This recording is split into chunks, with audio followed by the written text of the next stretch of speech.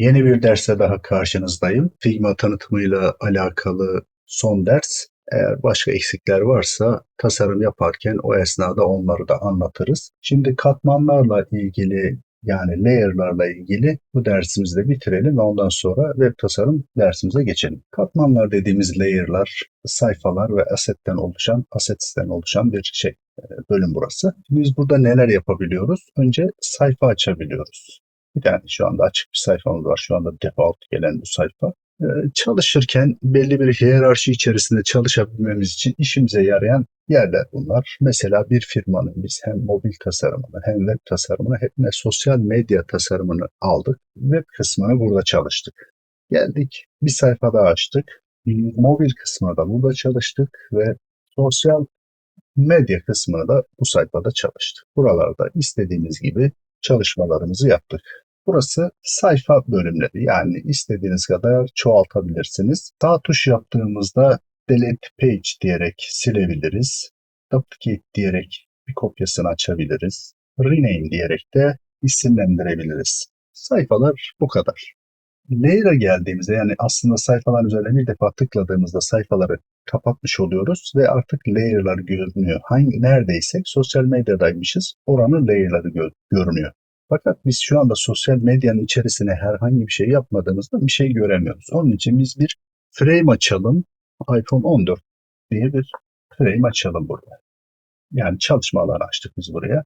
Şu anda sosyal medyanın üzerine tıkladığımda, yukarıda sayfanın üzerine tıkladığımda sadece o sayfanın içeriğindeki layer'ları görmüş oluyoruz. Yani böyle uzun uzadıya görmektense sayfaları gizlemiş oluyoruz. Buraya geldiğimizde üzerine sağ tuş rename deyip isim değiştirebiliriz. Çift tıklayıp isim değiştirebiliriz ya da sahnedeyken çift tıklayıp isim değiştirebiliriz. Ne diyelim buraya? Artı bilişim. Altı bile yazamadım galiba. Tekrar buraya geldiğimizde sayfalarda görüyoruz. Şu sayfa aktif, sosyal medya altında Atri Bilişim diye saçma sapan bir firma adıyla karşılıyoruz. Evet, geldik buraya. Ama isterseniz şuradan değiştirelim ya. Asetler bölümü ne işe yarıyor şimdi? Web tasarım için bir tane şey açalım. Biz buraya bir tane buton yapacağız. Hemen şuraya seçtim. Bir buton yapıyoruz diyelim. Metnini bile yazmıyorum. Ya aset buton background'ı gibi bir şey olsun ya. Sadece değişkenliğini anlatmak için yapıyorum buraya. Geldim buraya, bunu komponente çevirdim. İsmine buton background dedim, BG dedim. Sonra geldim buraya. Buradan properties'den variant dedim. Bir tane kopyaladım. Buna gelelim, şuraya design'dayken rengini şöyle açık kırmızı yapalım. Tekrar ikinci seçimimizin rengini biraz koyu kırmızı yapalım.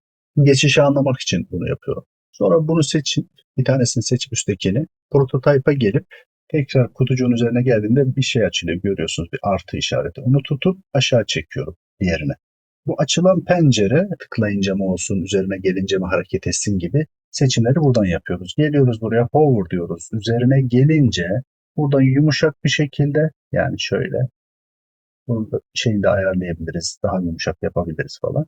Üzerine geldiğinde bu eylemi gerçekleştir. Yani biz ne yaptık? Bir komponent oluşturduk. Peki biz bu komponenti şimdi ne yapacağız? Asset'te görecek miyiz? Evet. Lokalde direkt komponentimizi gördük. Tutup komponenti bir frame içerisine taşıdığımızda frame'i seçip yukarıdan present dediğimizde, evet, gördüğünüz gibi buton background'umuzu görüyoruz. Hareketini vermişiz. Evet. Ama biz şöyle bir şey yapalım. Bunu silelim.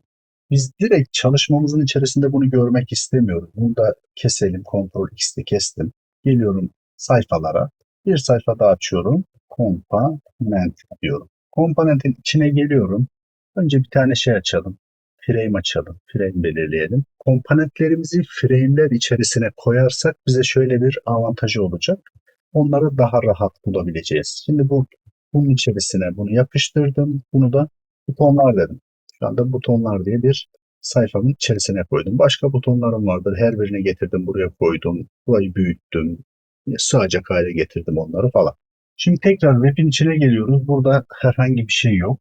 Asset'ten biz komponenti tekrar almak istiyoruz. Ben buradan da rectangle'dan çiziyorum. Rectangle'ın içerisine, bakın gördünüz mü? Lokalin altında butonlar, ikonlar, falanlar. filanlar diye burada listeleyebiliriz. Buradan tuttum, çektim Rectangle'ın içerisine. Şimdi çalışmasını göstereceğim. Tıklayınca çalışmayacak tabii ki. Niye? Bu hatayı bilerek yaptım ki neden olduğunu anlayalım. Evet, çalışmadı. Yani bizde bir rectangle var. Oysa ki buranın çalışması için bu rectangle'ın ne olması lazım? Yani bu dikdörtgenin ne olması lazım bu nesnenin? Frame olması lazım. O zaman hemen üzerinde sağ tuş yapıyoruz. Frame diyoruz. Evet, bir frame haline geldi. Eğer frame haline geldiyse bu çalışır demek. Gördüğünüz gibi çalıştı. Çalıştı ama bunu görmedi. Niye? Bu hala o frame'in içinde değil aslında. Bunu Ctrl X ile kestim. Frame'i seçtim.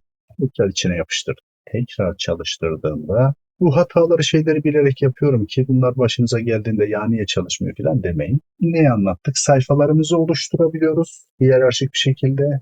Layer'larımızı isimlendirip hiyerarşik bir şekilde oluşturabiliyoruz. Evet, bak gördünüz hep ana sayfa dedim buna. Biz burada Ctrl+C, Ctrl+V ile bir sayfa yaptığımızda hemen yan tarafa atıyor zaten. Buna da kurumsal diyebiliriz.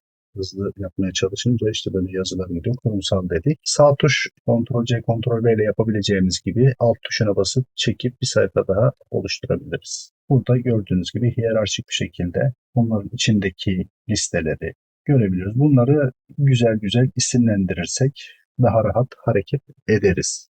Biz buraya sağ tuş yaptığımızda Copy Link to Page. Kopyala diyoruz burayı. Sonra gelip e, Chrome'u açalım ve buraya yapıştıralım. Şöyle bakalım ne olacak. Evet. Gördüğünüz gibi tam olarak kopyasını aldığımız yani linkini kopyaladığımız sayfayı müşterimize bu şekilde gösterebiliriz. Yani direkt o sayfayı göstermiş oluyoruz. Dersimiz bu kadar. Bir sonraki derste web çalışmasında görüşmek üzere.